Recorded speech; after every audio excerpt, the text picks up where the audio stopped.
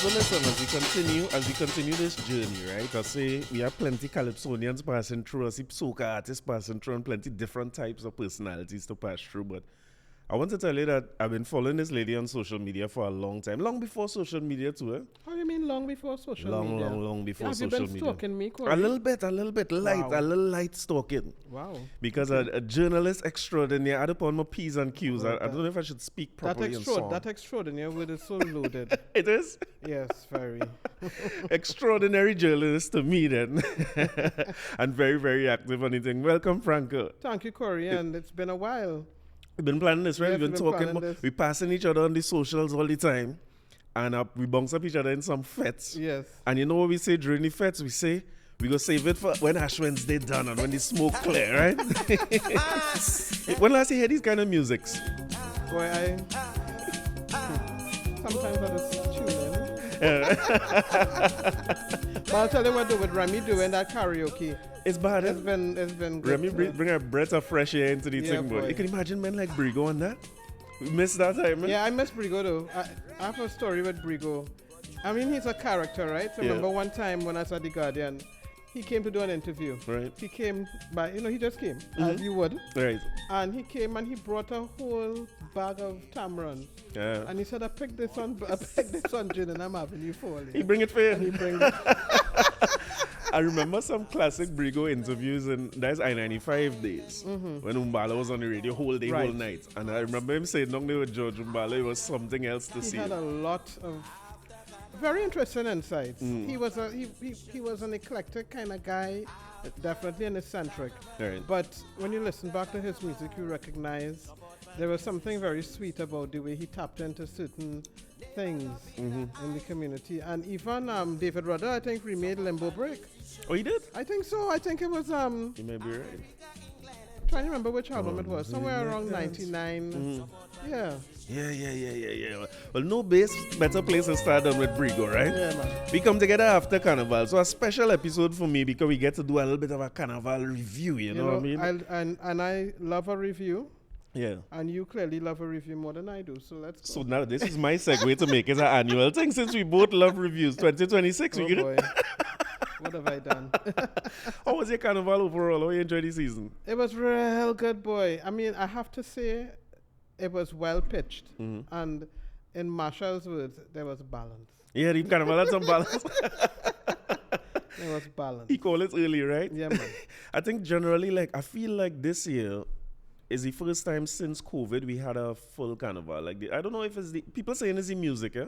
I don't know if you feel that way, like if the music make the difference this year, or maybe it's because we had a longer season. What do you think make it such a special one? it's a long season, but also the music. So, 21, we had a taste of Carnival, which was a kind of halfway thing, which wasn't important to do. 22, when we came back into Carnival, people still felt a little odd. Right. It wasn't, a lot of people had lost their bearings. 23, full Carnival, but you know that way that you could tell the muscle memory hadn't been Yeah, retapped? maybe it's that. Right. So I think between 24 and now, we've regained our muscle memory, and we are back in full flow as Trinidad and Tobago doing Carnival. Yeah. And the thing is, if I remember right, last year might be a shorter Carnival too. It was early February. Yes, last year was quite short. Yeah, so we get chance So to we build get back them. you know? Yeah. And next year we're going back into a short season again. Yeah, so I think it's the middle of February next year. Yeah, I believe Ash Wednesday it should be the 18th next year, so 16th and 17th. Actually, I think that's about perfect. Yeah. I think when you have a over long season, it begins to wear on you a little bit. On your pockets. On your pocket, especially those last few weeks of, come on, we go here now, and you're thinking, Well, that wasn't in the plan at all, right? No, of course not.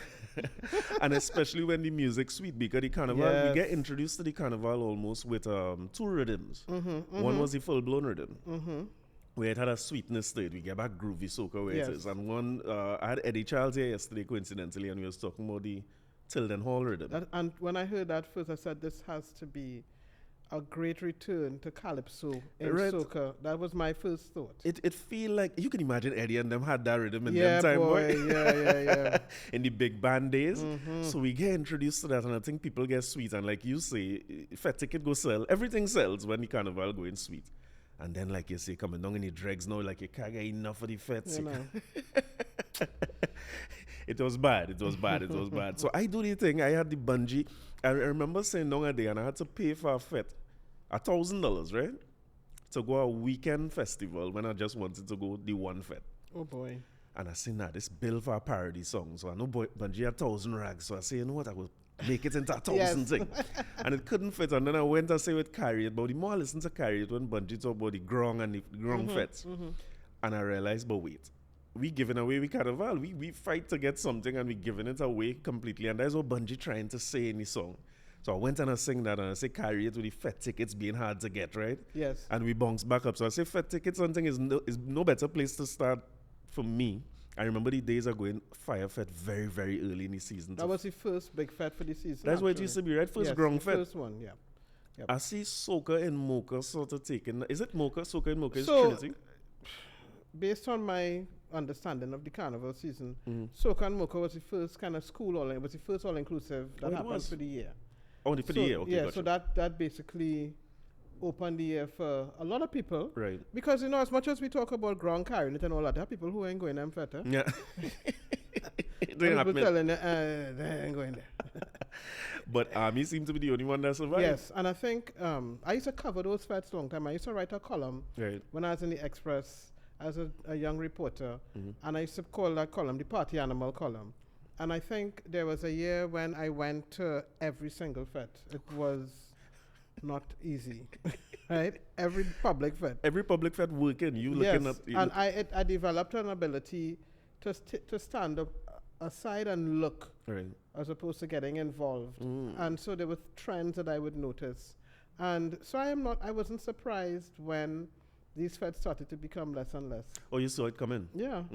First of all, one of the things that people never think about because they're not promoting the party is that whole notion of policing. Right. And the cost of policing a public fete. And going up all the time. It started going up. Those fetes started to become rougher and rougher as well. I mean, yes, there was a lot of joy in the front where I had people with the flags and all that. But I remember one year in Brass Festival, somebody got stabbed. Yeah, I remember that. Right? And to carry more the fete. Yeah, and those incidents started to become more and more prevalent. Wassa Fete was a hotbed for fights. Yeah. Right? I remember going to a Wassa Fete and looking over the crowd and seeing fights starting here, fights starting there. And that's when Marshall used to sing, throw them out of the party, throw them out, right? But those parties became very rough and people kind of felt a little unsafe going to those parties. The allure of going to a public fete for the middle class, that kind of lost its shine. Right. And also to the promoters will tell you they began to become very expensive to hold. And so, I went away, and when I went away, I realized that, okay, those parties are definitely dying out, and people like Roy Maraj and Cliff Harris who are not probably willing to invest their money as they used to before in promoting those kind of fetes, because that's what they would do. Yeah. And so Army remains the last bastion, and as I was talking to somebody earlier, they said maybe Hard Fete could become that. But I hope so. But let's see how it goes. I saw a Hard Fete crowd on social media. It looked young, so that's encouraging, because at one point I was telling myself, but like young people, they like the phone thing and the video, and I guess maybe they enjoying themselves the same amount we was enjoying ourselves when we was young. It just looks different. It looks different, yeah. I don't knock it. Yeah, it's their enjoyment. It's their way of enjoying, and we have to also look at the fact, Corey, that music determines how we act, At that time when those fetes were popular, it had plenty power. Yeah. Plenty power soca. And so I think during the early aughts, groovy soca began to become the thing. And when you had the groovy soca Monarch, people who probably felt that they couldn't win a power soca or even sing a power soca properly. They invest in that. They invest in groovy. So groovy became the thing, and people like a groove. Yeah. People love it. I love a groovy soca. You saw it this year too. Yes. You saw it this year with the full blown, the same two rhythms. That big links rhythm. That's right. Or even Blacker Than, who you talk about. Them songs in a zone there at a speed that people love. Yeah. But I saw the grong fetes. If you remember that transition from grong fetes, it went to island people and them fetes being the big fetes, the Insomnia, Glow. Yes. black to blue and those sets. But I started to see it change in like UE Fete. I was in UE at the time. We were going brass and customs and things still. Yes. And UE Fete, the youth still had that energy, but year after year, it started to become more dressy. Yes. The people started to dress up more and more, and the days of buying clothes to throw away to go Fete, it started to come to an end fast. I wonder if beyond the music itself, you say the violence might be a contributor to it as well. Mm-hmm. But is it that the response from promoters like Island people started to be, okay, if we could guarantee safety or have a different energy there, we could charge a little more? Because now we reached a point where Fete used to be, how much, $80? Yeah. For 10 bands? Now you're paying hundreds of dollars, if not thousands, for DJs alone.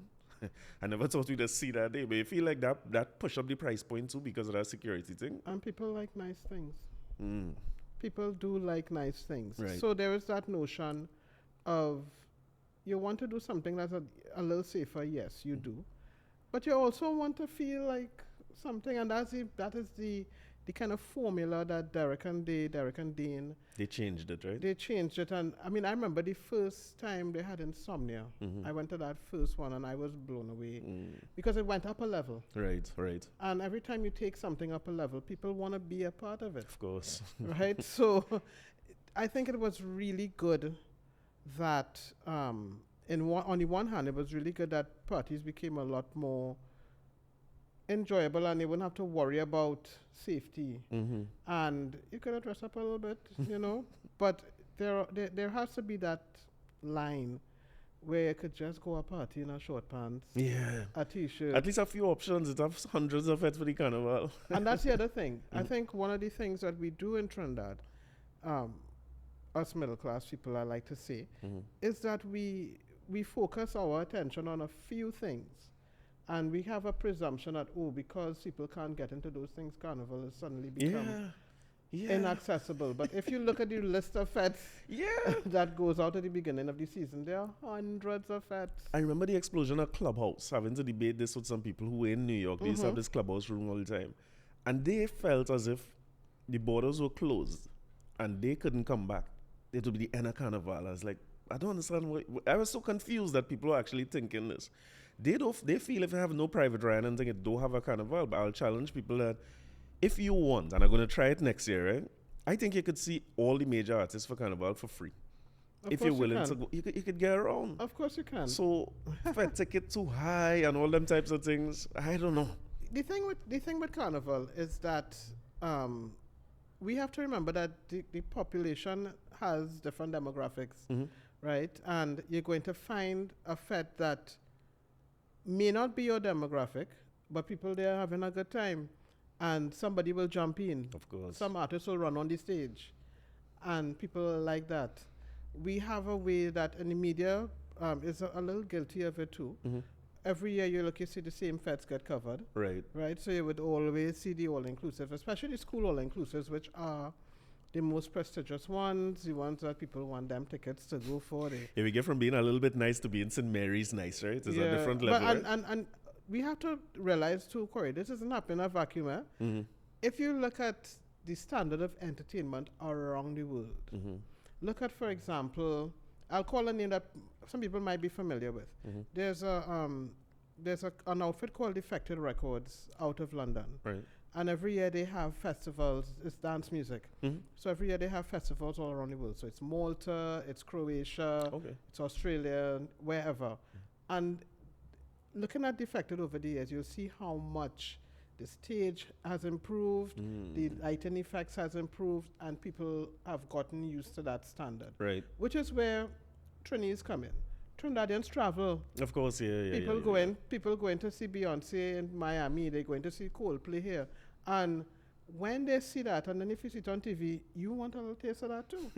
And I have to congratulate, I think it's Lullabies who did the stages for like Mega and thing. I find those stages were exceptional. It's something else. Right? And Saints, of course, their set was done by Ben Geyer. And they always try to recreate a kind of scene, which was nice. But yeah, we move into a stage where even though Voice so poetically said, you see that trust in You don't know farfalle, but people want it. People really want it. Yeah, people, they'll realize how much they want it if they go back to the days of scaffolding to enter Fete. Remember when scaffolding was raw, all concrete still on the scaffolding? Could you imagine? I didn't think people want that. No. And it's one of the things that make me want to get here too, because I saw you in an interview earlier in the season. I think Moy is the lady's name. I can't remember the platform. Moy. It was Carnival Experience. Yeah, I think she does great interviews. And I saw you talking about like some different elements in Fetes that I find myself complaining about a lot. I have Fatima Manor, and I'm upset every year how Fatima looks compared to St. Mary's. Let me document this for FOBA one time. Right? Because St. Mary's really take it to a level. They did. And Fatima not taking it to that level. But something you said in that interview, right, about just the ground being flat. As a man who has eyesight problems, right, in the night, Fatima is bothering me. The amount to step up, little step up here, step up, the ground ain't firm and them kind of things. So I wanted to ask you, first, how much are you able to enjoy a Fete, having worked Fete for so years? Are you still going there with a critical eye every time you go? I always go with a critical eye, but I'm still able to enjoy. You're enjoying it, right? Because it's just a part of me now. I could go to events and I could choose observer mode. Right. And look around, look at the floor, look at this, look at that. And of course, my crew is similarly inclined. So seriously? Yes, of course. It's a whole squad. Some of my closest friends are former journalists as well. I see. Well, I wouldn't say as well. I am still a journalist, but some of my friends have been journalists, right. And so we have that observant kind of thing. But also too because we like to party, and we like to know that when we party with a good spirit and a good vibe. Got you. And so you go to, I get your point completely about Fatima, and I understand people saying, gosh, well, they move it to the ground, now move it to the grounds. But I also get the Phoba's probably Father Gregory. Perspective. It's going to be cheap. Father Gregory perspective that why am I spending of course $1 million to build infrastructure that comes down does not doesn't go into the coffers, and you really want to focus it. Right. So for me, Fatima Fete, I think that was the first time I went in many years. It's a nice party. My challenge with Fatima was that they were trying to do too many things at the same time. So you come out the car park, which was the grounds. You had a Steelband beating. Right. You walk across the road. As you enter, you get a tassel section and Laventil rhythm section type thing, and you're thinking, hello, what's going on here? Too much. But it's because they're trying to make it good. Yeah, value for money. You get value for money. The food court was good. I found you don't need 300 options. I found, to me, the options were good to me. I was especially enamored of the pork section in the back there. Yeah, that's another grounds they open up in the back. That's in the back. I think that's the Presbyterian. The school, it looked like the schoolyard there. And or church, maybe. Yeah, the church car park or something. So that pork thing was real. It was good. So you was in Fatima this year? Yeah, nice. I didn't stay very long because I started to feel, I had my sinuses were bothering me, so I started to feel a little congested. Right. Obviously, small area, lots of people, humidity. Of course, got it. Right. Thanks to Marvin Andrews for taking care of me to get me some club soda and all the rest of it. But it's a nice party, and I could see the arguments for and against. Yeah. It's pretty similar to when St. Mary's were having their party in the school. Of course, and it just outgrew the school. And they had a strategic plan about when to move it to the grounds. I would imagine. And I think it was that last year when Marshall came and performed that they decided, okay, grounds. We could do grounds. Yeah. It's such a spectacle even when they're setting up, because as you say, Ben Guy, just driving past and seeing what it's about to look like is something. So where else other than Fatima? What was the I think got plenty Fetes, I went Fatima. I went to Rise and Rose. Right, I saw you in Rise and Rose. Right, we saw each other there. I went Bayview. Right. There was a fourth Fete. I mean, something else. It wasn't that great. Or it's not one of your staples? I went Farmhouse, yes. Oh, Farmhouse. So what's your staples? Which ones? You have some that you go to every My year? staple is Bayview. Oh, staple is Bayview. My staple is I hear you saying Bayview. that interview that Bayview is a private Fete. I like the way you put it. Yeah, it's a Because Fete. I don't feel the tickets exist. I don't feel it real. They do, When you get them, you realize what they do, The organizers listen to the criticisms that we give them every year. Gotcha. And that's why this year I could give them 15 out of 10 for the party. Yeah, so you're there too. This is the first time I went. And what you thought? I thought it was great. Yeah. From the entrance. I almost know I try not to have your critical eye. I just want to be drunk and have a good time. But I remember walking into that fete and the first thing I was greeted by is a big open food court. It's not like, sometimes you walk into a venue and you're in the crowd. Vale was like that back in the day when Vale was in the Vale. And it was fete land. So that was good, but it felt good walking into an area where you could grab a bite, catch yourself first, then go to the fete. It also felt good to be able to leave the fete, go to that area, catch yourself again, and come back. Yes. And the vibe and the energy, everybody fetting way. I didn't expect that. And I think because Bayview was a fete where we went in short pants and t-shirts. Yeah. And so that vibe continues. Yes, we dress up a little more now, but people who dress up are in the minority. But we have a good time. Everybody knows everybody. It seems so. It's familiar people. You feel safe. And it's the only party that is the party that I do drink a lot in. Yeah, I tend not to over drink. But that one you're going party, are going hard. I find Rise and Rose sort of maybe a baby to that. It is, and it's interesting. Everybody know everybody. Because Bayview started at that venue. I guess, the Bayview. Yeah. Makes sense. That venue they either need to reconfigure or do something for that Rise and Rose, because I felt kind of tight. I heard rumors that they said they were going to move. Rise and Rose is one of them staples for me every year. The first year we went to Rise and Rose, I couldn't believe that they had fetes with that kind of vibe still. Because rain fell. Maybe we reached here must be 3 o'clock. I went to open the fete. And rain started to fall, everybody run for shelter. And then as people come back and find a spot with the cooler, rain come down again. And then everybody was like, all right. Once it rains, the party's better. Listen, no phones ain't coming out. No. So everybody fetting and having a good time. You can't get your phone wet, right? But they were rumored to be moving the venue this year. Because last year was a little worse than this year in terms of the crowd. Okay. Yeah, if you had to use the washroom as a man, you had to go out in the road. I think that caused more people to come in because security, you know who just leave and who come exactly. Back. But maybe it's time for them to change the venue. A fete promoter who was in the party, who has used that venue before, and he said, why don't they use next door where they used to have C'est La Vie? What is another venue there? Right next door, there's a piece of land. I went to C'est La Vie, I think, the first year. I didn't go for very long, so I didn't remember too much about it. Right. But maybe that's an option. I like the idea that I can go to a fete there and go down the road for some bacon shark after, spend a couple of hours on the beach. It's nice. That's really nice, but they need to do something about that. Maybe they build a deck somewhere, or I don't know, but yeah, it's tight, and I don't really like that kind of tight vibe. Yeah, I know what I mean. It could get, and that, I suppose that's what some of the other fetes I went to was Soca. So again, when you gave your description of what makes fetes great, it fits. That's why we go Soca every year. Soca is an amazing party. Yeah, but it's like a bigger version of that. People know each other. People come to fete and they come to fete. And you're not coming. You're not studying. You're here. No, you're not both. studying, Street festival as well as the Soca in the West. Yeah, I'd have to find Adrian Schoon and probably run a charm offensive on him because I need a Soca street fete ticket. No. Yeah, I get that. Because if you have to pick one, street is the one. Yeah. Yeah, it's really. I don't know what it is that make it so different. Maybe it's because Carnival Sunday morning is way bigger than it was before, but they seem to be able to manage it. They manage it very well. Yeah, Soca in the West was not the same because I guess with Marshall coming back this year, and that time is Carriot and Party neck and neck. And maybe they sell plenty more tickets than before because it was ram-packed. But by the time they reached streets, which Marshall and Bungie performed there too, it was better. It didn't feel as packed. Maybe they just take more space in the road there. But it was something else of a vibe there. The videos made it look amazing. Yeah. It's something you had to go. Yeah, after Bayview, that's the place to head to. I've been to Private Ryan's party, but Saturday always presents a challenge for me because I want to go to Pan. Right. And I want to hear every single note in the Pan. Yeah, that's something I do for the first time this year too. I went to Pan. I've been going to semis. Maybe I ain't going more 15 years. And I was going this year and I ain't go. So I said, you know what? Let me go finals. Let me listen for a change.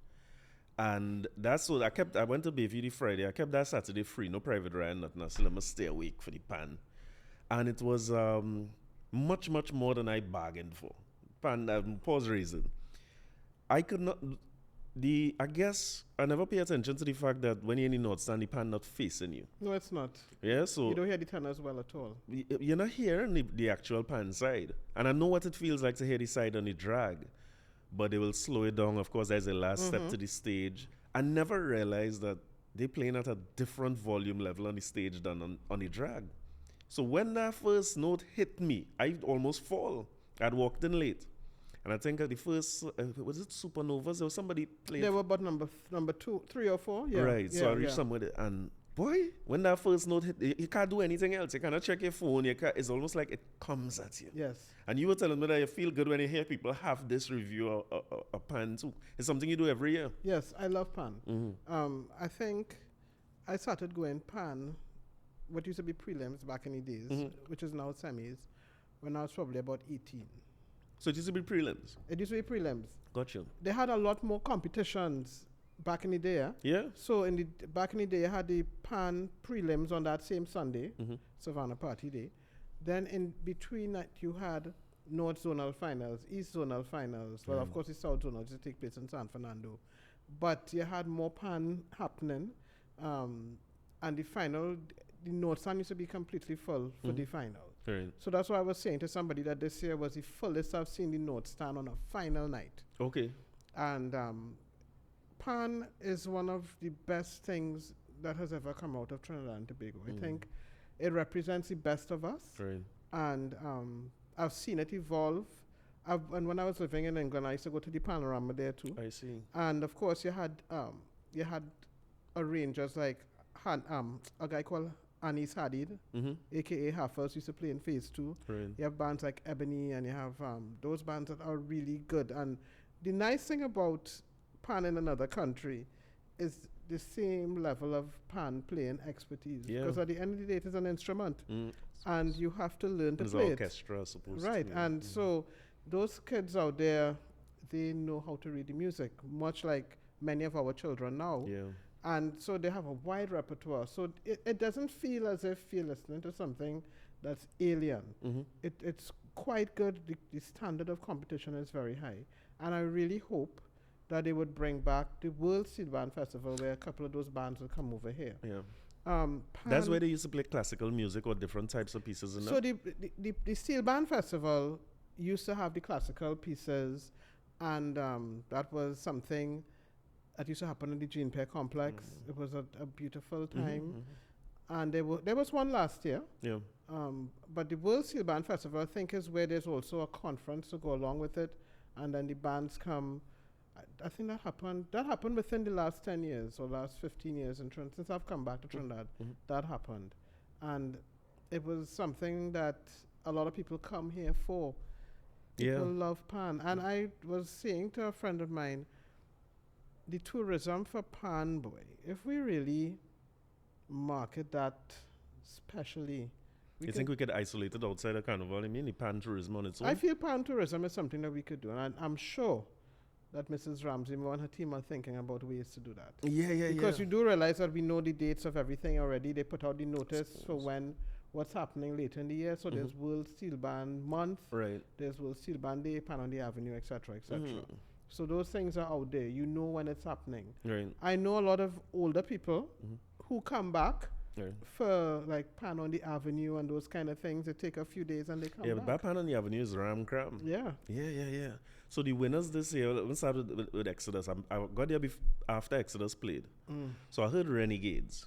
And when I when I hear the first few bands I hear, every one of them song like they could not lose. I was like, them can't lose. But when Renegades came on and, Devon started to go on a horse and a lottery thing, is a whole spectacle. It's a spectacle. Oh, man. And I think the people who complain about it, oh God, why did you know like that? Yeah. Now, really? If you go to the juniors, right, they do the same it's thing. A show. The kids love having a show. And that is what we've grown up doing. Right. We had Best Village. We had where we know that every presentation and doing a thing we is know something. about show. We know about show. So for us to probably attract more people to look at it and to enjoy it and to feel that it's more relatable, some of those little gimmicks are nice. Yeah. Duvon, yeah, well, you know Duvon and them take it another level. Yeah, sure, man. Right? He come to have a good time. He had a good time, and he is that arranger. Right. And I think that, for me, Corey, the results were perfect. Yeah. I have no complaints with any result. So were you there from beginning to end? You hearing all them bands? Yeah. So who's your side? Better Renegades. Oh, so you accept your loss as Renegades. You accept your second place. Listen, I do a pan crawl every year. Right. And this year I said, okay, guys, we're doing it in the east. So we went up to Supernovas and we went to Exodus. The first time I heard Exodus play that song, I said that looking like it. That is hard to beat.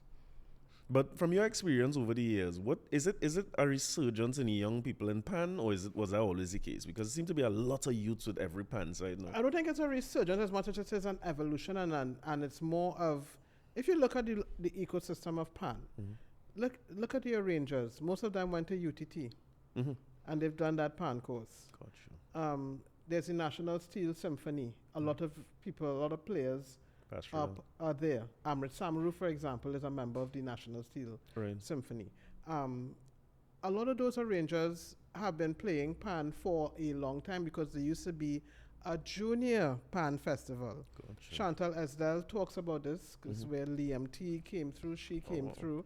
And so you had those things. So now we're at a point where you had those people who were coming up through the ranks. You have the UE trained and the UTT trained pan players and arrangers, and then you have music in school.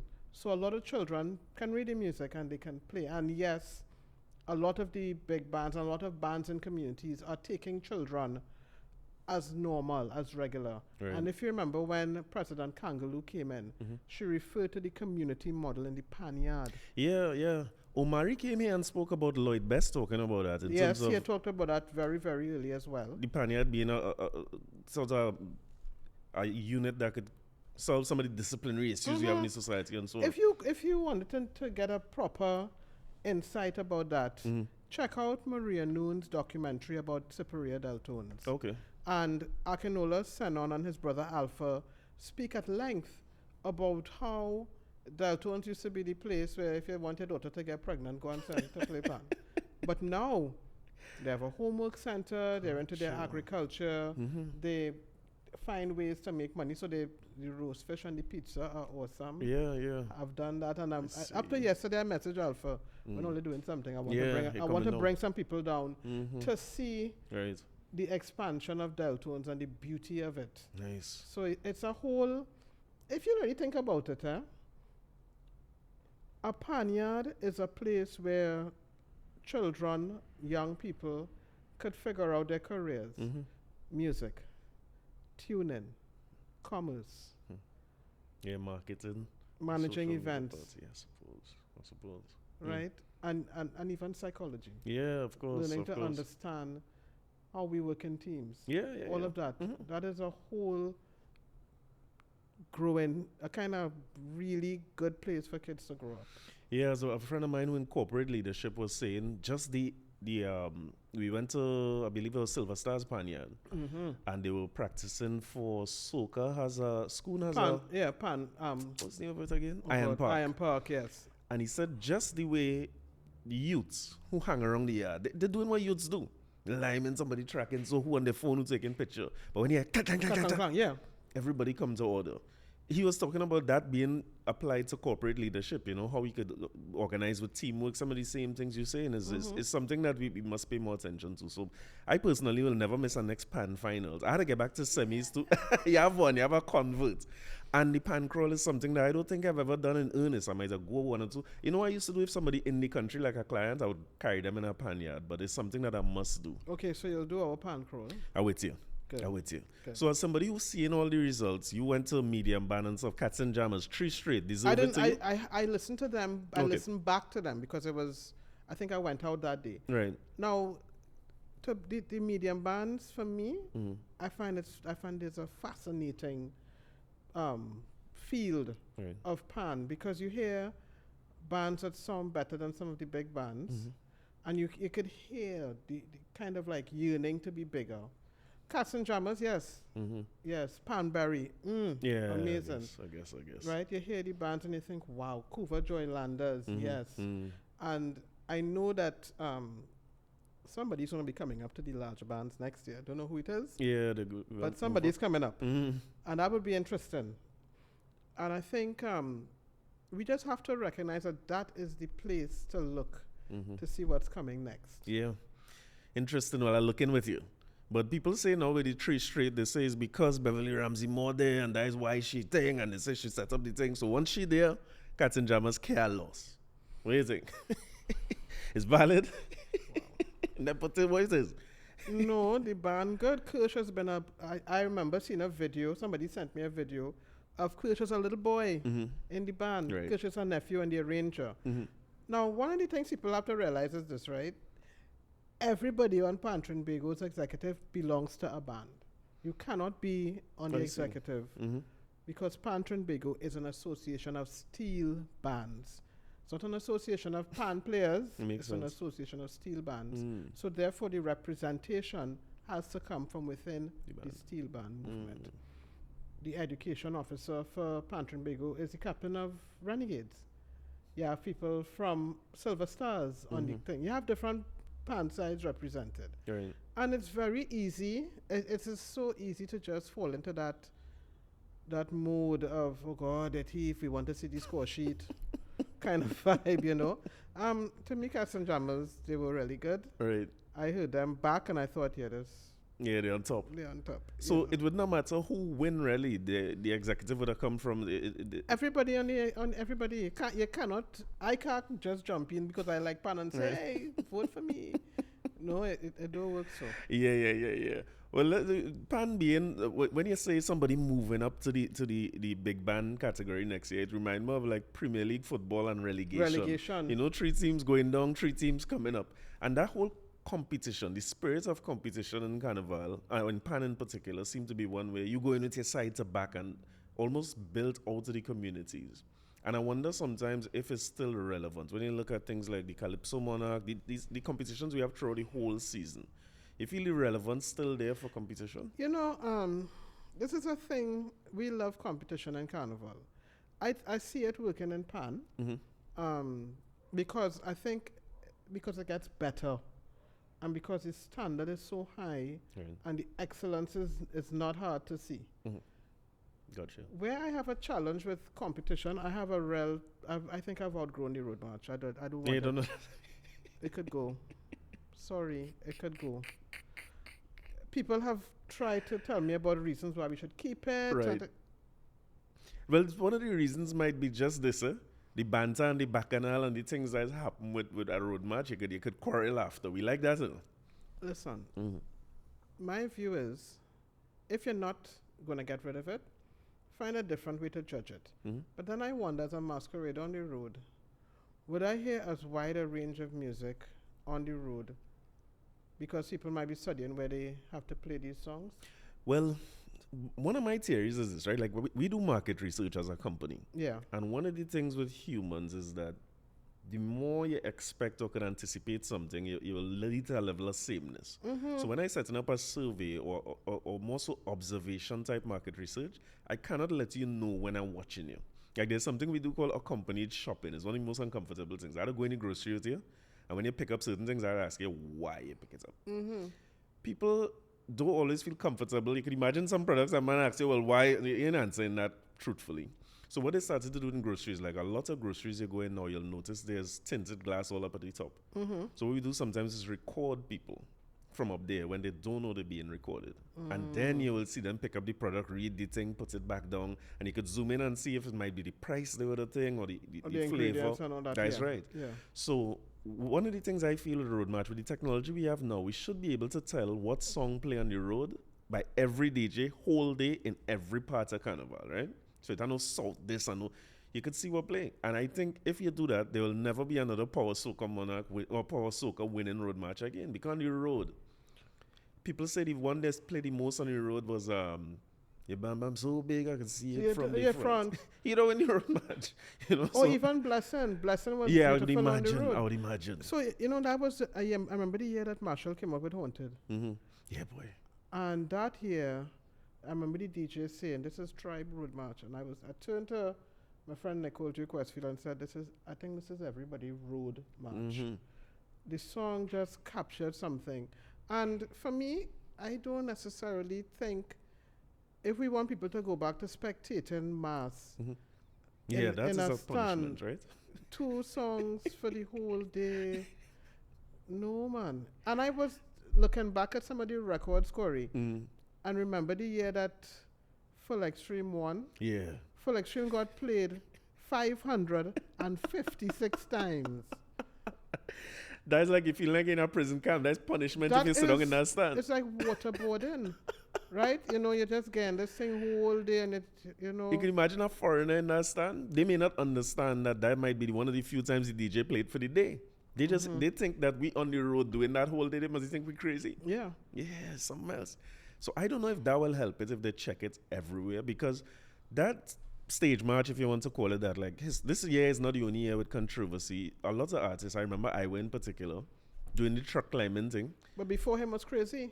Crazy used to do it? Yeah, and I don't find, to be honest. So Sakme Sukuya is a truck climbing road march? I can't remember if it was Sakme Sukuya, but I remember him doing it. Or was it Nani Wine? I can't remember, but I don't have a problem with people doing that, because I'm going to something. You got to work for your time. Yeah, win it. You got to work. Right? People talking about, no. Well, it's supposed to be the one competition you're not paying no sort of effort for. No. Not anymore. Not anymore. I mean, look at Marshall. Marshall strategically worked party this year. Yeah. Party. Yeah, don't let me say party. You know, party. He correcting people and things. Yeah, party, right? Yeah. He worked it.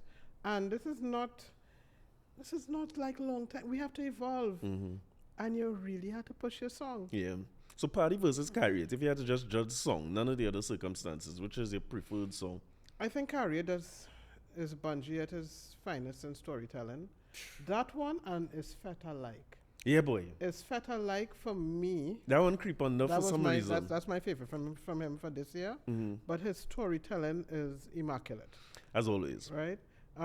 But I don't necessarily want to hear all them words. Yeah, it's difficult to keep up. That was one of my complaints about it. I was like, it's great, but it's too wordy. It's one of the things that maybe I will always have a complaint. People tell me I don't like Bungie because of that. But it's usually a lot of words. Now, I will sit down and figure it out, because I know that it's not just random words. He's saying something. So if me and Canaval have a contract as an example of that, which one would be one of his less wordy ones, but still plenty words. Yeah. But he's a lyricist. You had to give him that. I think he's excelled at it from the very beginning. And but I think Carry It, he put a lot. There's a lot of emotion in that song. Yeah. And that is where you could feel that he put a lot into it. Party. Sorry, boy. Party was. I was kind of like, we've been here before, haven't we? But then when I saw the whole thing at St. Mary's and heard it live and saw him work it, I was like, okay, this. Yeah, to me, when you say working it, right, more than just climbing the trucks, there was almost not a full week in this Carnival where Marshall wasn't viral for something. It was Bridget on the stage. It was when the stage shut down on him in Soca, and he ain't cuss up nobody, which I think everybody was just watching him waiting patiently or something else. And then he went to the little competition where he had, I think it was St. Dominic's home. He did that, and that was viral again. The national home for the disabled. It was. Yeah, it was the National Organization for People with Disabilities. Right, and they eventually won. But Bridget and St. Dominic's were in that competition as well. St. Monica's as well. St. Monica's. That's St. Dominic's. St. Monica's. So he's been. And then there was a lady, Mrs. Puckrin, salute Miss Puckrin, 100 years old, and he go and sing for her. Yeah. To the point where she had to say, Marshall, sing something, I'm bringing her to talk, you know. But he stayed viral throughout the whole season. His song never died down. And that's something to show you when you talk about we've been here before, because we've been. That song was structured for that. Of course. Less words. So all school children singing it. I think the word deserve, whoever's the writers, I see about 4 writers on it. Yeah, Andre Jeffers, one of them. Great one. Great strategic mind. I think is it Mevon, I believe? Yes, explicit right. Mevon. Kyle Peters, who is a genius, this youth, I don't know what he's doing with a guitar. It's make me feel not to play no music ever. Yeah. And of course Marshall, but when they put the word deserve, all people who ain't working no place, they may have a job, but they work so hard. They deserve a party. They deserve it. And there's something about Marshall's understanding of the psychology of the people he plays music for. Yeah. And this happened, I remember when he started to play mass. And he said, now I get it. Oh, really? Yeah, I remember that back in the day when he first started playing, he was like, oh, okay, now. Because, it's one thing to be on the track and you're watching, but when you see it in that crowd and you get it, it's like, right. And his music kind of changed a little bit after that. I see. So it's always, and, we have to give him credit. He's a thinker. He knows his people. He understands the industry. Yeah.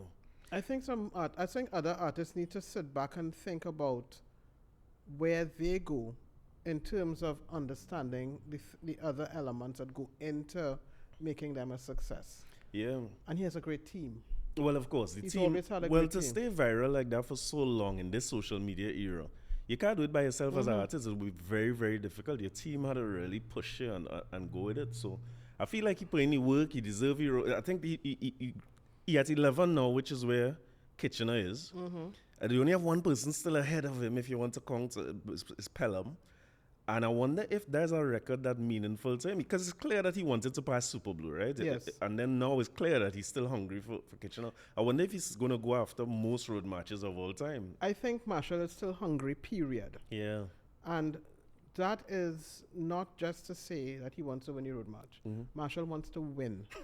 And that's a good thing. Right. And it means that as long as he's able to, he is going to put himself into the music and into what he does. Yeah.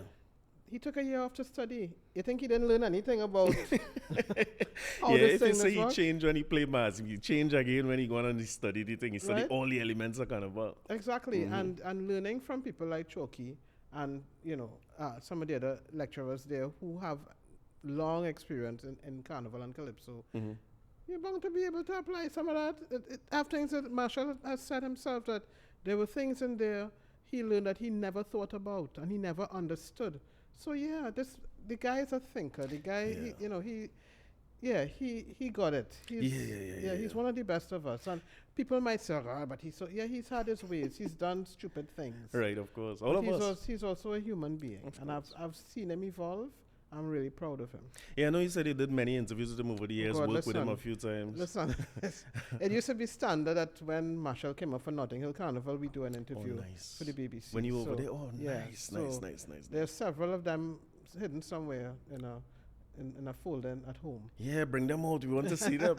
So earlier in the season, I was talking about the similarity with Freetown Collective, their Take Me Home song, and David Rudder High Mass, right, which everybody lived to see. I want to show you something here. Right? Yes. I'm gonna fix my voice. This is our rum-free voice. Yes. All you had to know, Franka, I'm drinking water. Wow. So this was something I was looking at with that song, right? He didn't offer any drinks. I came in here and there was water. Oh yeah, you're right. We go fix that next year since it's annual. Wait, I wait a whole at year. Minimum. I wait a whole year to get a ginger ale too. Annual at minimum. So when you listen to these chords, right? There's G, there's E minor, there's C, and there's D, right? So they have some songs that people might know with. You remember the song? One bright morning when this life is over, I know I'll see your face. Remember that? And then what was the original to that song? You remember that? No, sing it. Every step I take, Yeah. move I make, every single day, I'll be watching. I'll be watching you. So I saw something online today that said those 4 chords are the basis of pop. Well, listen. You know what's the local version of that song? In a double-deck party, party, upstairs you're finding me. In high heels, mama, and gym boots on the ground, bambade, on the ground. And then Marshall come and say this here. He say, we work so hard every day, we deserve a party. Same chords, huh? How the next line go? Tell everybody, we deserve a party.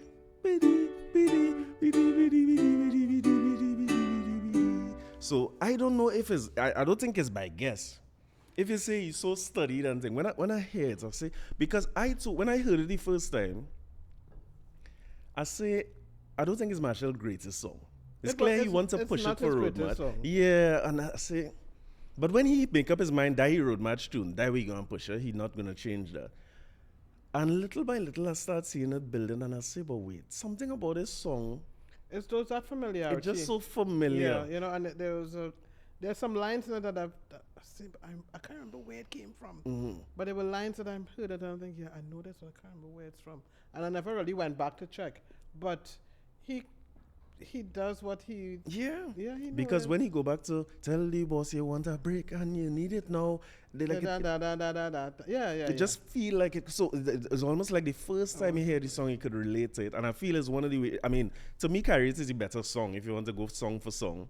And it didn't lose by much, which shows you something about it. Yeah, exactly. You know? Yeah. So a great road match. At least it will give us plenty to argue and quarrel about in the time. I see earlier in the season too, they had, I suppose, what would be a new Soca Monarch in the ultimate Soca Champion. Salute to Black Adan and congrats to him. You know, I was posting on Facebook the other day that sometimes I feel like times are done with competition. And then when you see how emotional Black Adan is winning this thing. I like him a lot. Why? I like his humility. I love the song. Right. I think he performed well. Looking back at some of the stuff. The thing is, some people felt that the ultimate Soca Champion was a little too contrived. Right.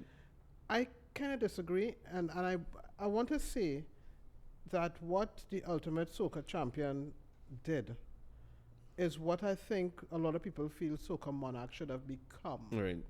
Now, Soca Monarch lost its way. I don't think it's coming back ever. You think that's it?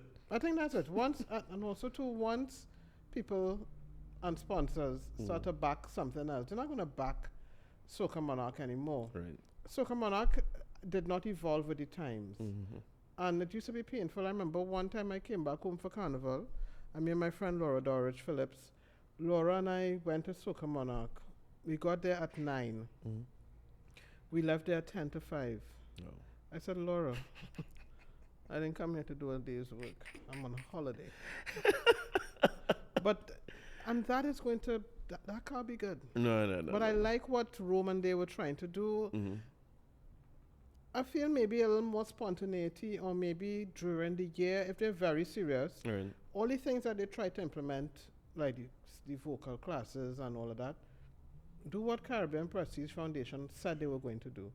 And do that. Oh, they were planning to do that at a point? I didn't remember that. At the beginning, that was what Soca Monarch was supposed to be. I thought it was just a fete and competition. It's a place where artists would come and they would get training. And really? Yes. Well, when people saying that now, I be telling them that's it for that, but I didn't realize that was the origin. We have to, and one of the things we have to recognize, we have to give a lot of these young people and young artists grace. Right.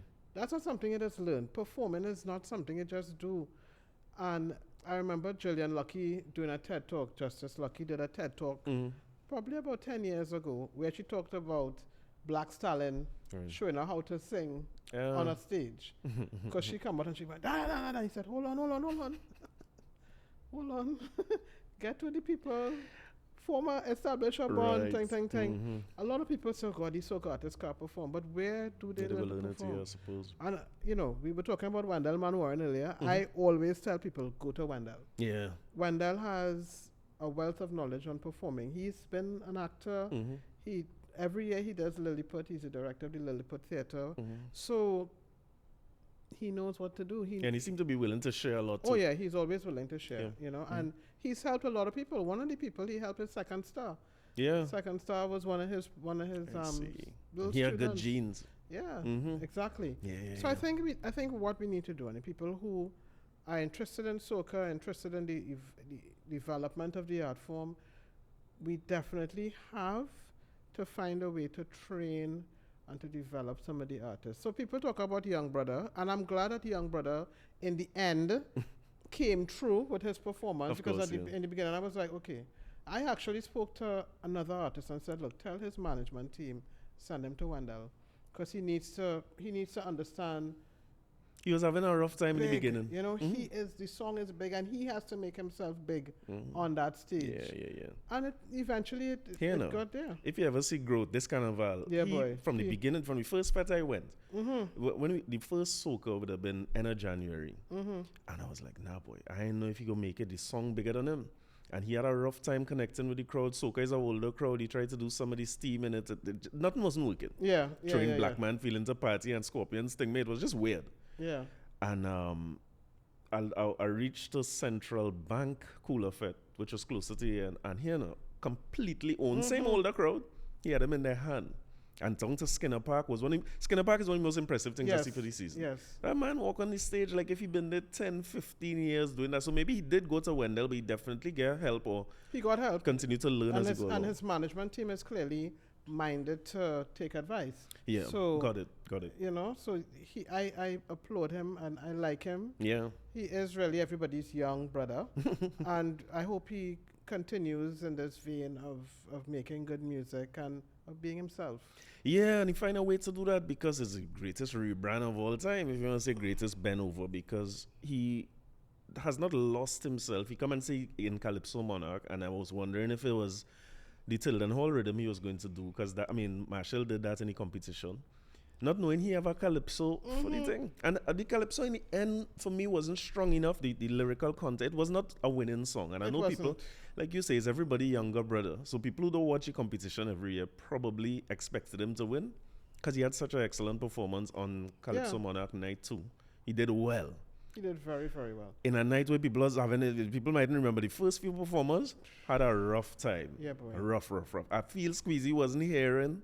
And no, he say, salute to David, whereas David was telling me that Squeezy been having pitch problems the whole season, which is true. I think Squeezy has pitch problems. Yeah. It make it, he's a studio, well, I mean, he's a performer, but you could see the song, and when I listen back to the original video, plenty pitch correction going on with the technology there. I didn't realize it the first time. He needs to go to somebody like a Glenda Collins or Chris Tambu, right, and just learn to sing Or properly. Tambu does that now, help people sing and so. Well, I mean, Tambu's been training people for a while. I did not know that. Yes. Yeah, I must go.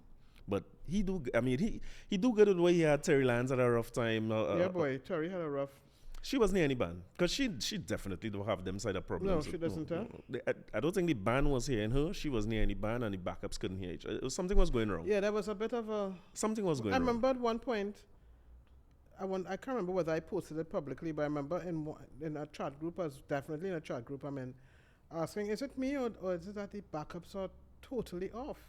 Yeah, it was. Yeah. You know. But then Ricky Jai come on and show your season performance. Everything settled down. But that was a hell of a performance. A performance. Yeah, I have a little soft spot for Ricky. Yeah. Yeah, he's just great, and he's a nice person, and he is consistent. He's done his thing. He's professional. And that was a really good song. The greatness show on the night. The song was a great song. The theme of the song, I always wonder sometimes when they have points for originality, he must have maxed out that. Because, the chutney artists coming to see, boy, listen, it was really well done. And that's another thing. So, in one of the chat groups I was in, somebody was saying, and I hear no chutney though. And I'm like, you have to listen to the band. The song, it wasn't. The band had a lot of that tabla kind of thing going on. He's a boss boy. He did make it look so effortless. Yes. And then, of course, you have people like, one of the more impressive people for the season for me in Calypso was Kurt Allen.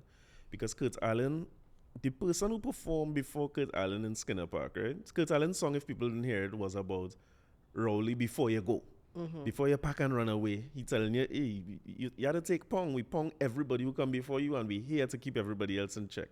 So before you run away, good team, right? And Kurt Allen, of course, so seasoned. But the performer before him in Skinner Park, as soon as that person finished, the toilet paper went up.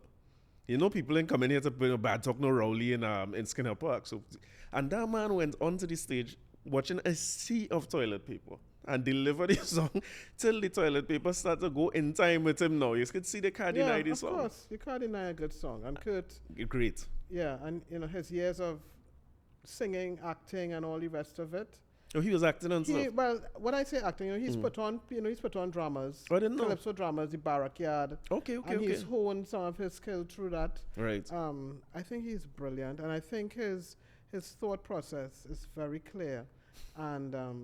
he has it. Yeah, it makes sense because he really embodies the song he's singing. He does. It's almost like he gets you as an audience so attached to the song that he just becomes a conduit. I don't know that there's anybody who does it as well as him. Something I've never seen before. And many people don't remember that he won Soca Monarch many years ago with the bees and tongue, bees and tongue. I was fetting then. I was talking about this just yesterday with Eddie Charles. There was a year in Brass Festival. That was the days, you remember Brass used to go till morning. Yeah.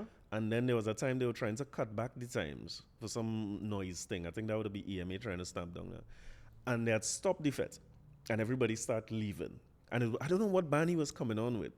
But people were by PSA gate, we heading out. And then all of a sudden he had the band strike up and he do bees and song. It caused a stampede. If you see people run back to the stage. So I don't know if people remember him as a soca artist at all. He was good. Yeah, he was a bad man. But again, same thing with bees and tongue. You know, you just create this euphoria or frenzy with our song, and he able to do it in Calypso. So it was impressive for me to see young brother fit in with giants like that who've done it for so long. And I think Helon winning was the right thing.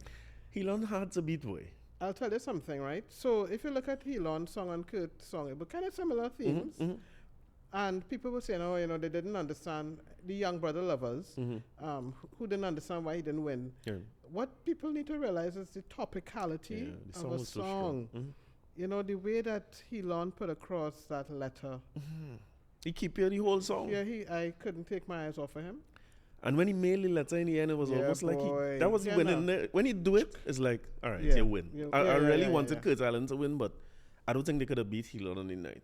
But the defending champion, you saw it? You saw his performance? Yeah, I saw him.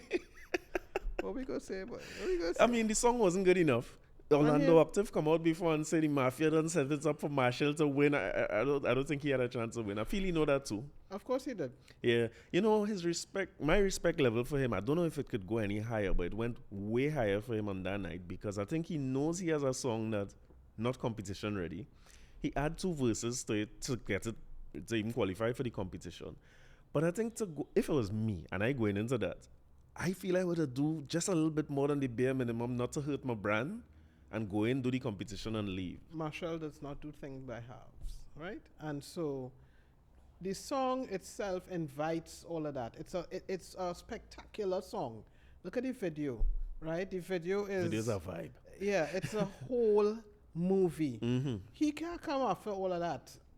Yeah, and let it down. Let it down. Yeah, hell of a performance. Because...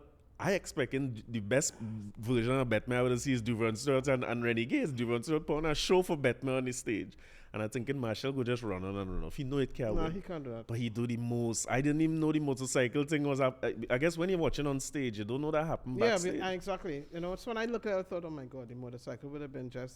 Boy, listen, you might have come forth. But many people who are experienced in the field of judging did not even have him as high as 5th. Yeah, I wouldn't have him as high as 5th either. A lot of people were like... Yeah, I'd have him much lower.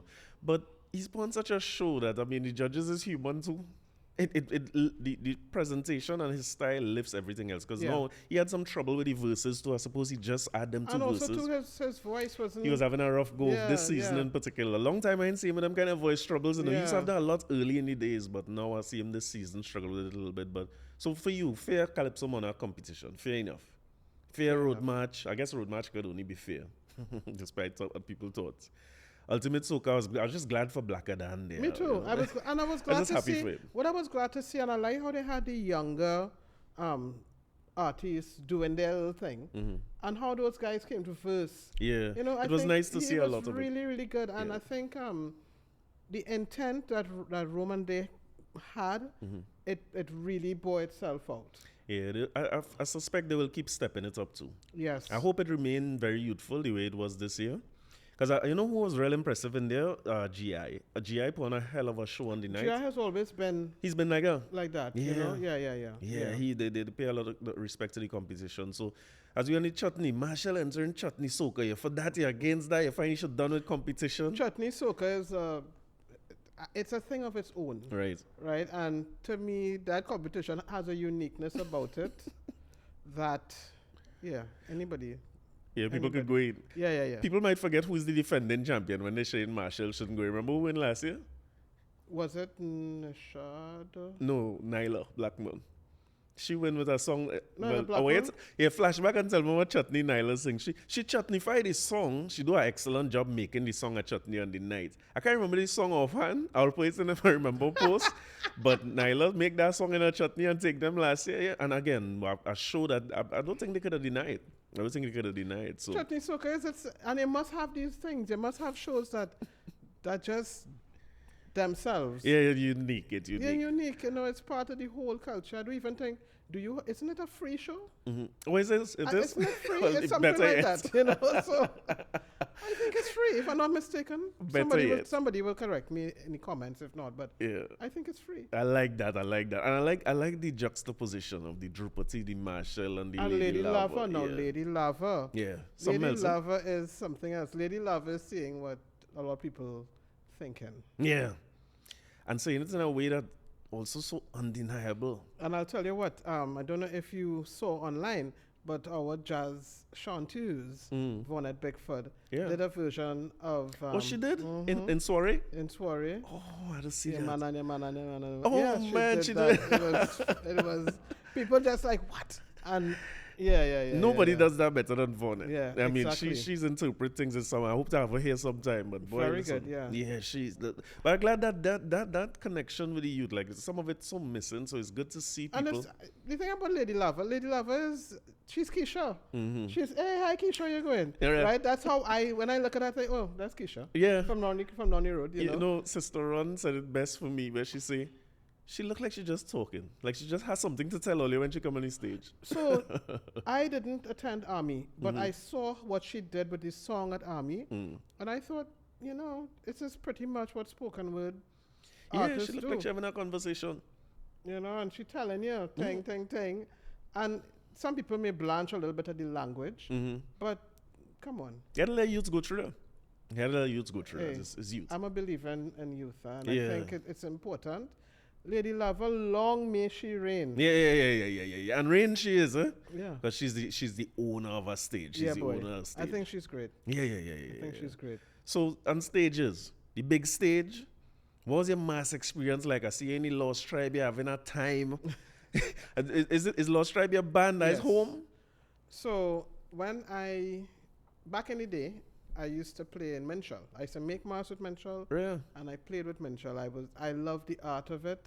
I think Minshall, there's, Minshall's contribution to our culture, to the world, in terms of not just his Olympic stages and whatever, but Minshall has contributed a lot to the world of art, and all praise to him. So he was making mass with Minshall? Yeah, so we had the mass camp, and again, Wendelman Warren, Roger Roberts, and a crew of us, we all knew each other back in the day from school. And they were doing it. And my uncle, Pascal Ramkey-Soon, who does all the plastic molds, he had to beg for me to come and I was like, I would love to come and do it. Wow. So he had to beg my father. Yeah. And and that was it. And I really liked the story Minshall was telling. I was, like many others, I love the way that Minshall understood the zeitgeist, and in many ways he was prescient. So if you go back and look at his band River and Man Crab, all those things are what's happening now. The climate change, the destruction, and he's an artist, right? So at the time it was Minshall and Barclay and Garrett. Those are the names that people remember. Stephen Lee Young. So being part of a band where there was a presentation, some expression, where it wasn't just baubles and just play mass. It was mass, right? And there was always something a little twisted. I remember the year. I mean, I wasn't able to play until 1983, like 84, 85. Right. And I remember he bought a band called Dance Macabre, probably around 82, and it was Crocus Bag with shells. Oh wow! It came last. Yeah. But he do it. Because you know why? Everybody thought Carnival is color. And he had to point out that is an ad.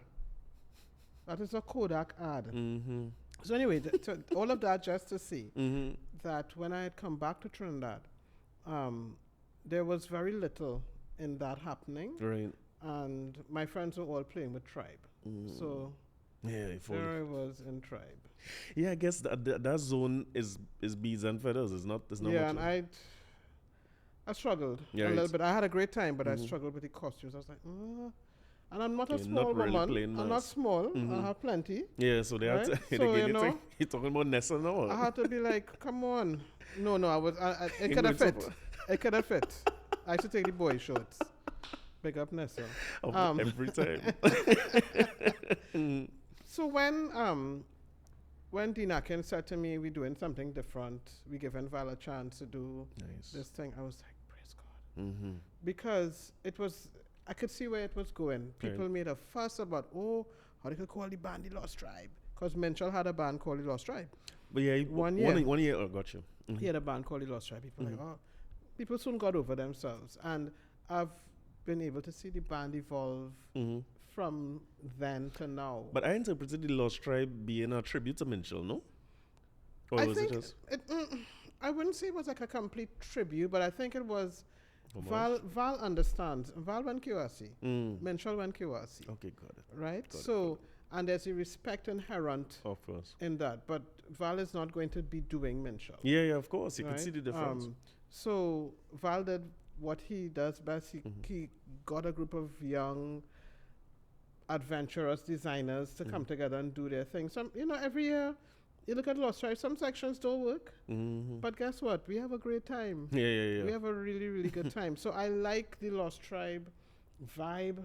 Again, it's something, plenty people in the band. Right. It's a nice cross section of people from old to young. I know people who are in their 70s who play with the Lost Tribe. Yeah. I know teenagers play with the Lost Tribe. And nobody's like, oh God, look at old people or whatever. Everybody on the same head, everybody loving it. Okay. And that's where I see myself for the foreseeable. That's where you're going? Yeah. I can't see myself playing mass with anybody else. My whole mass crew played with Lost Tribe this year. I ain't played this year and last year. The years before I'd played with Fantasy and Humor. That's real beats and they don't give no more than that. But the thing about men and mass though, I guess it don't matter. For a lot of men, they just want the want the band and the shorts. And maybe the short pants, if right? that, But I'm seeing that change, and even in Pretty Mass, I see men making an effort. I saw Spirit this year looking different in terms of because I play with Humor. So I salute to everybody in Humor. I love Humor, but it's our years where I get the same pants year after. They like they even bother. Whoever leave back, they just order some more and they bring it. But Spirits on the road seem to be they're doing some different things on the road too. They're doing some different things overall. Well, I suppose. I mean, from what I hear about the way that their customer service, I saw the video of them at Movie Town. They've stepped up a level. Yeah. Adrian School and his team clearly put a lot of thought into that, and it's always good to have somebody come in and do that. Of course. Because then everybody else realizes, it shake things up. Let's just raise our game a little bit Yeah, more. it's important to kill some of that complacency. But yeah, I'll tell you, I just want to be naked on the roads. Always saying Lost Tribe have too much opinion. Everybody who I know in Lost Tribe is an opinion leader. I think I say I ain't playing on Lost Tribe. I ain't playing mass in no jeans. I want to be free. No, listen. Hold on. Tell me. There was a section this year called a Nancy. Right. Where all those nice black men and other men they had on their headdress and they looked real good and they were able to be as naked as they wanted to be. So it has space? It has space for you, man. All right, I'll watch it because what I'll tell you is when you bounce up Lost Tribe on the road, I always remember one of my first experiences playing mass as an adult because I'd stopped playing mass at Poison. My mother used to carry me on the road with Barbarossa all the time. And of course, as I get the chance, I go on with Poison. And I remember being by the hospital and hearing a Super Blue for hours, just waiting by the hospital, and I just walk home and I tell myself, Fete, I'm done with mass. And I went back as an adult, probably with Fantasy. And the first time I reached Savannah and I see Belmont side with traditional mass, I had to stop. I had to come out the band and watch them. I almost didn't cross the stage. I was amazed. I almost felt like sailors. The sailors. Yes. You see sailors, you see people playing gorilla, you see all different types of things, little children. It was it almost hit me like, okay, this is what Carnival is. As a boy growing up in St. James, you see revelry all the time over the years. But I had to stop and watch that. And I remember the only other time I got that feeling is when we bounce up Lost Tribe a year. I had to leave the band again. It was right Damien Street corner on Wrapup Road. Yes. And Lost Tribe stopped for Fantasy or Humor to come down the road. And I just walked through the band. I couldn't believe it. It's a spectacle. And to me, Lost Tribe is the only one that looking different. No, I don't know if the mass in other areas is, but everybody else looking pretty. All the bands is just morph into one. So you have bands like K2K, right? Who their background Yeah, is I keep hearing fashion. about them. Yeah, and they are spectacular as well. Right. Smaller numbers, but it looks amazing. Right. Then you have, of course, the Moko Jambis, who have Alan Vaughan with his Moko Samoko, and they have brought a lot of pageantry to the Moko Jambi. Right. You have bands that do it, small bands. There used to be Trini Revelers. I remember one year they did a band, a historical band, and it was very much like back in the day when, I mean, I don't remember Saldina, but the pictures of Saldina and depicting like the 18th century and all that kind of period thing. Going back closer to that. Yeah, and I remember watching that and saying, wow, this is really cool. I don't know if I could do it, but Trinidad Carnival has evolved, and I think what people need to understand too is back in the day, band leaders used to take a lot of their inspiration from movies. Right. So you had a whole band with Rome, and you had the Pharaohs, and you had all of that. But now, a lot of people take inspiration from Victoria's Secrets kind of thing. And you see Ronnie and Caro, at least with them you see a theme that might follow through. You could connect with the team, but most of the bands, I don't feel it's about a theme you could connect with. Like when I remember, as a child, what I remember most about Minshall is that all the other bands had standards and Minshall had no standard. Yeah, it was different with Rat Race or... But he did have backpacks. He did? Yeah, back then.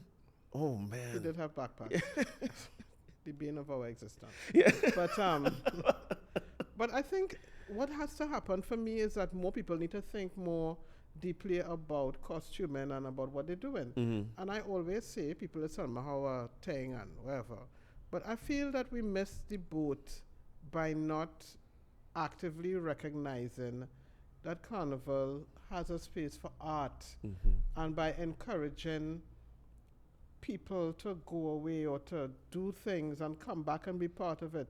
We haven't, as a nation, we love our Carnival, but we haven't really thought that seriously about things like Carnival as art and and ways to get more people in it to do that. So like this year, Robert Young's band Vulgar Fraction, I didn't see them on the road, unfortunately, and Ashraf Ramsaran, his band Heads or Tails, where you saw the band with, it was just 20 of them. Right. And they had these big heads, and they had like signs. Yeah. I did see it. I saw it on socials. Right, yeah. And of course, those people, they do very small, very niche bands, but the creativity that goes into it is something that we have to applaud. Cherise Barkley, the niece of Wayne Barkley, brought her own band, the Barkley Revolution. Nice. And she had a little truck. It was about 30 of them. They had a fire breather. And I was applauding them. I was like, do it. Because people keep saying, it have nothing, you can't play mass. No, they have plenty of things. I figure one of the liberating things about Carnival, Corey, is that if I decide, if you, me, my crew, your crew, we decide, let me do something on our own. Yeah. And 30 of us put on costume and we could join the parade. Yeah, of course. We register the band. It doesn't take much to register the band, and we drive through. We could cross the stage. We could do whatever. You could play mass. Yeah, it's still for the people. It's still for the people. People just have to be creative. Alison Hennessy, the late Alison Hennessy, they used to do that. They had a truck. Some people sit down on the truck. They come down when they reach a thing and they jump. Right. And we need to become a lot more creative in the way we approach mass. Everybody cannot play mass in the same way. In the same way. Yeah. It defeats the purpose of mass, right? It reminds me of like you're talking about Wendelman Warren and them bringing a Juve band. Juve was up for the people thing. I didn't play mass this year. And I say, well, I'll do Juve because we ain't underplayed mass.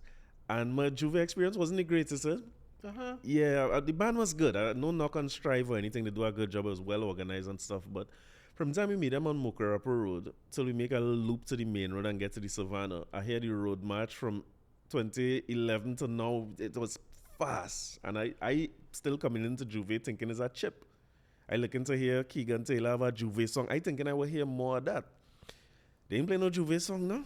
Must be till we reach La Perouse Cemetery, the music slow down again. And I started to realize now that maybe my expectation is the issue because I think Juve is when it used to start 1 o'clock in the morning and it's a slow chip till sunrise. But youths want to hear carry it and thing, eh? They want to hear, they want pace. Because I feel Juve start to become a mass replacement. It's $600 to go and play and strive. It has become a mass replacement for some people. Yeah, so they want to play a mass. So I realized now I had to curate my experience because I remember my first year with Tricanal. And this is storming. I didn't even know that people used to pay because the way Wendell and them set up the thing, it's like for everybody. I hear him talking about rope and them kind of thing make me rethink everything I think about Carnival once in an interview he had done. But Tricanal crossing the Savannah stage was something else. It was people. It is packed.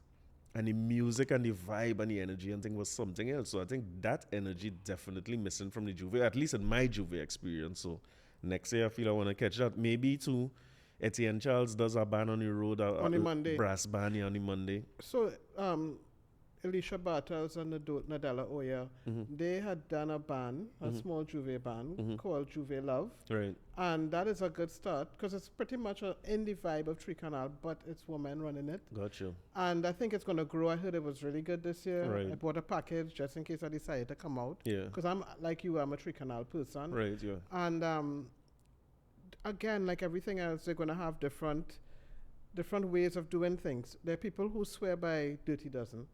There are people who swear by Cocoa Devils. Of course, yeah. And the experiences are all different. I think there are people who just don't understand or know what the ritual of Juve is. And that helps if you understand the ritual of Juve. Yeah, I suppose. But listen, like everything else is going to evolve. And at some point, people are going to start going back to the originals. Yeah. But I'd really wish it was like it was in the past when Juve started at 2 o'clock. That would be nice, right? That would be real good, eh? But then if you have the masquerade finishing at 2:07, come on. Yeah, well, that's one thing I was forgetting to tell you about Pan too. It was so impressive how they managed the time in Pan this year. I walking down the road after 12, just after 12, I walking down, going back to Macau. I was worried about going Soca the next morning and how late I would leave Pan, but the masquerade was real long. But I remember too waiting by the Savannah for Juve to start. I remember when singing Sandra in. I by the Savannah waiting for the announcement so Juve could start. You think we could go back? Because sometimes, just what you say about fetes, to go back full circle, the violence and thing in Juve, I feel like that's what caused it to go closer to daybreak. I think that is what caused it to go closer. I didn't hear much of that this year. No, it was pretty. It was pretty. At least nothing reported. But also to what we have to remember, people going back to their communities to play Juve. Yeah, you saw Cedrus? You know. I want to go. I want to go too. That thing looked like a vibe, boy. Where did you find so much people to be in Cedrus? I couldn't believe it. I say, wait, but Cedra had Soca. Yeah, yeah, exactly. Soca Street and Cedras. A whole vibe. Regional mass is growing, and that's something we have to look at for the future. But I don't know why the authorities, they know why. I think it is probably, let's be real about where we are and about the prospect of policing Juve between the hours of 1 and 4. Yeah, it's like it's too much work. It probably is. But the vibe, boy, the vibe. Yeah. That 2 o'clock in the morning thing used to be real sweet. Yeah. Different. And you know what? And it gave people the chance to play Juve, bid, and go and play Monday Mass. Now I scoff. You know. At the idea of going out at 10 o'clock on a Monday to go and play Mass? No. Yeah. Juve finishes 11 for me. Right, yeah. And so you have to be a little drunk. Right. You know. You have to really be in it. You have to. Yeah. Well, I got on my fast self, say I go and get a package with Etienne and them. And I didn't end up doing it. And I'm glad I didn't because me, I realized it's so late Juve is go. When I wake up Monday, it was after 4 o'clock. So where I was going to playing Carnival Monday. You could have still joined Etienne and I should have still go down. Yeah, man. Yeah, I feel like next year, as you talk about regional Juves or to bring the conversation full circle, I feel the Carnival experience is so broad that you could curate your own experience. And that is what we have to understand. You know, so all these people who have all these purist views and who insist on so many things being a particular way, it can't be that way. We are diverse as a nation. Yeah. And I don't mind, listen, if you have Juve in your neighborhood and there's a community, why not do it? Exactly. It's right? a vibe. It's a vibe. Same thing with fetes. We don't have to go to the big fetes and pay the thousands of dollars and things. You don't have to. Yeah, I swallowing back plenty of my own complaints this Carnival. Next year, my goal is to curate my own Carnival, make it exactly what I need to find. and go at my pace because I feel like I tried to keep up with youths and I failed miserably. It wasn't good. It wasn't good. But we do have to find balance. Balance, right? What a way to bring it full circle. So Franka, the point of this is to make sure that we here every year to do a Carnival wrap-up. Wow. Because Carnival only done. Look how I get rupee. 100%. Carnival only done when we say done. Deal? We're done. It's a tradition for me every year to make sure that we play this song to close off the Carnival This song properly. reminds me of my dad who loved Kitchener. Yeah. Spiritual, eh? Growing up in St. James, this song, I remember being in... I was one of those people who would be suffering from hearing the road march over and over. Oh, God. So in the 90s, I didn't like Super Blue. You see that Get Something and Wave Hero? Yeah, Could really? not stand it because it's all you hear when you're living in St. James. Whole day. Whole day. Bands passing. Because I was living behind Smokey and Bunty. Oh, God. So of course, when you reach that crowd, the road march playing and men on truck them time singing it. And I couldn't take it. And I always remember as a child, the signal for me that the punishment of the road march was over was when steel bands come across the main road playing this. Because late in the evening, plenty steel band heading home. And men like who in Cookeries and them kind of thing, or Bonds Road. All of them used to come and used to hear them playing this going down the road. I did not know this was a real song. I didn't know the lyrics. Yeah. So as an adult, I started hearing, I said, okay, this is why they was playing that back then. So it's a special thing. Your father's a good man. He know the thing. And you know the lyrics, Kitchener is something else. Kitchener. How we managed to capture this thing.